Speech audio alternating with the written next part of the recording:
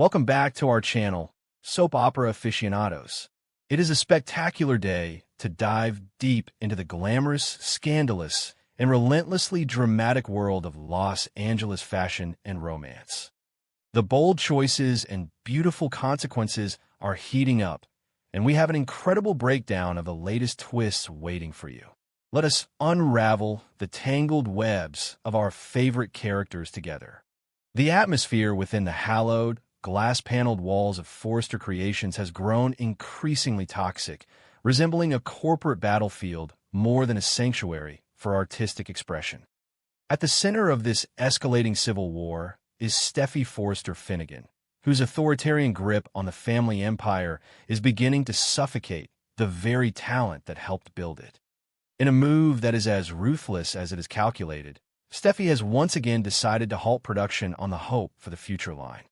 Her justification, delivered with the icy precision of a seasoned executive, is that the company must pivot its entirely finite resources toward Eric Forrester and the prestigious couture division.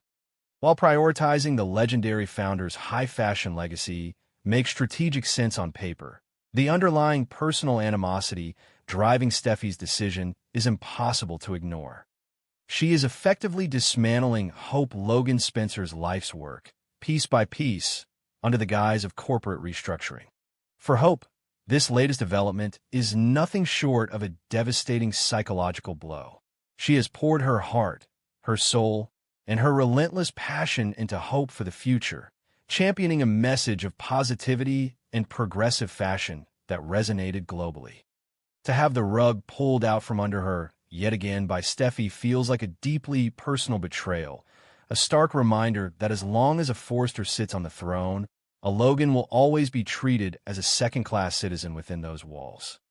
The crushing realization that her vision is considered expendable is driving Hope to the absolute breaking point. She is no longer just frustrated. She is emotionally exhausted and fundamentally disillusioned with the toxic environment that Forrester Creations has become. The promise of creative freedom has proven to be an illusion, leaving Hope to question her entire future at the company. Seeking solace in a desperately needed ally, Hope confides the agonizing details of her corporate execution to her mother, Brooke Logan Forrester. Brooke, whose maternal instincts are as fierce as her legendary temper, is absolutely incandescent with rage. She views Steffi's actions not just as a business slight, but as a deliberate, malicious attack on her daughter's livelihood and legacy. The generational war between the Logans and the Forresters, a conflict that has defined Los Angeles high society for decades, is threatening to ignite once more with catastrophic consequences. Brooke is fully prepared to storm the executive suites and demand accountability, viewing Steffi's marginalization of Hope as an unforgivable transgression that demands immediate retaliation. In her desperate bid to protect her daughter, Brooke is expected to issue a stern and fiery warning to Ridge Forrester. She hopes to leverage his influence as a patriarch to rein in Steffi's dictatorial impulses. However, the tragic irony of the situation is that Ridge has historically maintained a posture of passive avoidance when it comes to the administrative and financial machinations of Forrester Creations. Ridge is an artist, a man driven by the sweep of a sketch pencil and the drape of fine silk, not by quarterly earnings and departmental budgets. He has consistently deferred to Steffi's business acumen, allowing her word to become absolute law on the executive floors. Brooke's desperate pleas may ultimately fall on deaf ears, as Ridge is highly unlikely to countermand his daughter's strategic directives, leaving Hope entirely defenseless against Steffi's corporate guillotine. The profound sense of isolation drives Hope to seek the comforting embrace of her husband, Liam Spencer. In the quiet sanctuary of their home, far removed from the predatory glare of the Forrester boardroom, Hope lays bare her shattered dreams and her mounting desire to finally sever ties with the company that has caused her so much grief. Liam, ever the supportive anchor in her turbulent life, listens with deep empathy as she contemplates a monumental career pivot. The idea of leaving Forrester Creations, a place that has defined her professional identity for her entire adult life, is terrifying, but the alternative, remaining trapped in a gilded cage where her voice is systematically silenced, has become entirely unbearable. This internal crisis coincides perfectly with a glittering, high-stakes celebration hosted by Bill Spencer and Katie Logan Spencer. The newly minted Logan fashion brand is throwing a lavish, star-studded event to commemorate the monumental global success of their debut collection. As Hope and Liam navigate the sea of flashing cameras, clinking champagne glasses, and adoring press, the contrast between the suffocating oppression of Forrester Creations and the triumphant, unbridled success of the Logan Empire is stark and intoxicating. Bill and Katie have achieved the impossible, launching a brand that has immediately captured the world's attention, and they have done it on their own terms, free from the dictatorial oversight of the Forrester family. The glittering success of the Logan brand presents Hope with a seductive and incredibly timely career opportunity. Katie and Bill are currently riding the crest of a massive wave, but their foundation is precariously fragile. With Eric Forrester no longer providing his legendary designs, the Logan brand is in desperate, urgent need of a visionary lead designer to sustain their momentum and legitimize their standing in the fiercely competitive fashion industry. Hope, with her proven track record, massive fan base, and undeniable talent, is the perfect candidate to step into that void. The temptation to defect to her aunt's incredibly successful rival company is growing stronger by the minute, offering Hope a chance to reclaim her creative autonomy and exact a measure of sweet, poetic justice against Steffi. Furthermore, Hope is not the only creative mind feeling the sting of Steffi's authoritarian regime. Deke Sharp, an incredibly talented designer who has also found himself marginalized and overlooked in favor of the couture push, is equally frustrated with the stagnant atmosphere at Forrester Creations. If Steffi refuses to offer Hope an alternative, prestigious design position, similar to the olive branch she extended to Zen Dominguez Forrester, it is highly probable that Hope will not walk out the door alone. The prospect of Hope and Deke forming a creative alliance and jumping ship together to join the Logan brand is a terrifying scenario for Forrester Creations. Such a massive defection would not only cripple Steffi's design roster, but would also provide Bill and Katie with the ultimate weapon to dominate the fashion industry and humiliate their rivals. While the corporate landscape of Los Angeles is on the verge of a seismic shift, the romantic battlefields are equally fraught with devastating internal conflicts and impossible choices. Electra Forrester finds herself standing at a terrifying emotional crossroads, her heart pulled in two completely different, agonizing directions. The explosive revelation of Ivy Forrester's manipulative, deeply deceptive scheme to sabotage Electra's relationship has left the young woman reeling. The truth has finally set her free from the web of lies, but has also forced her to confront the shattered remnants of her past and the terrifying uncertainty of her future. Electra must now make a definitive, life-altering decision regarding the two men who are fiercely vying for her affections. On one side of this agonizing spectrum stands Will Spencer, the man she once loved with a fierce, burning passion.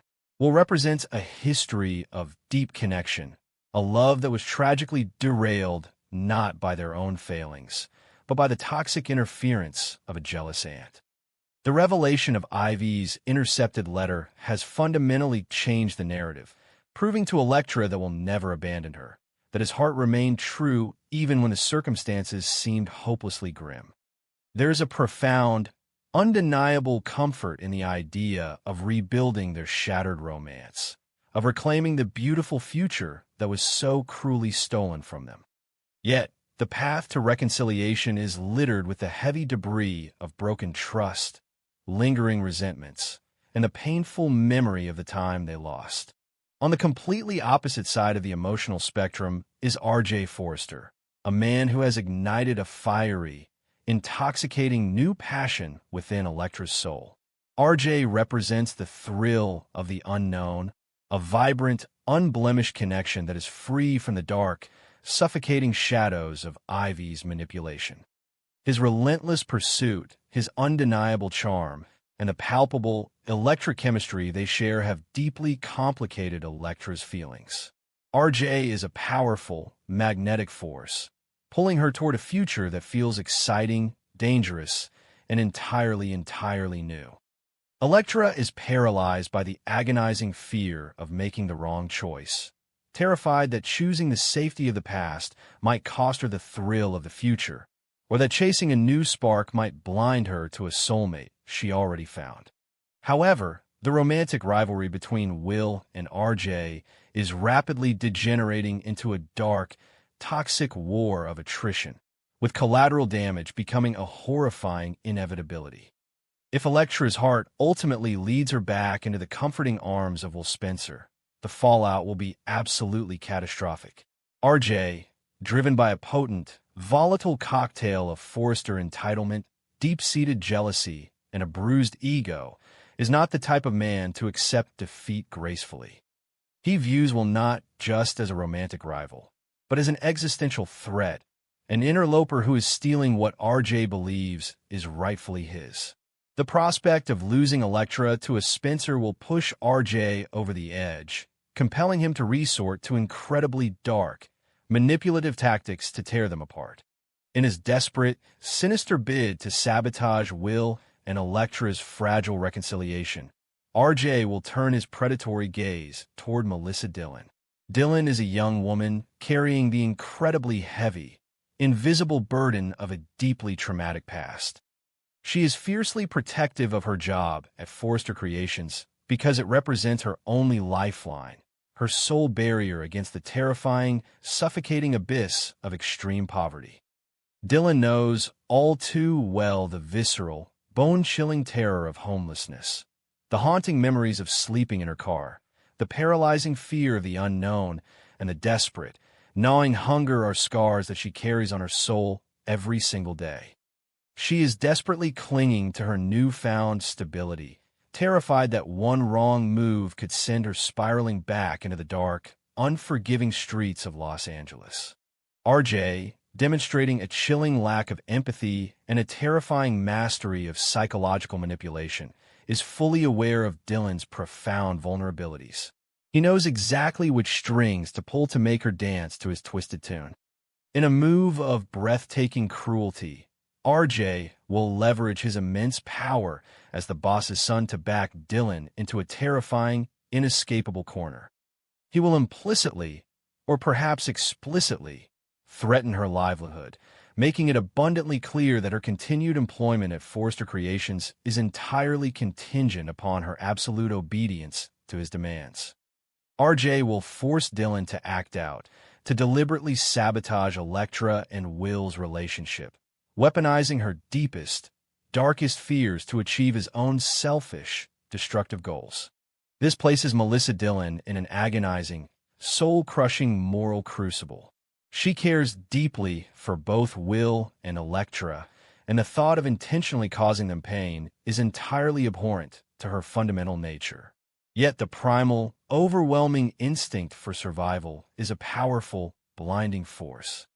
The sheer, unadulterated terror of losing her income, of being forced out of her modest home and back into the freezing, dangerous confines of her car, is enough to break even the strongest of spirits.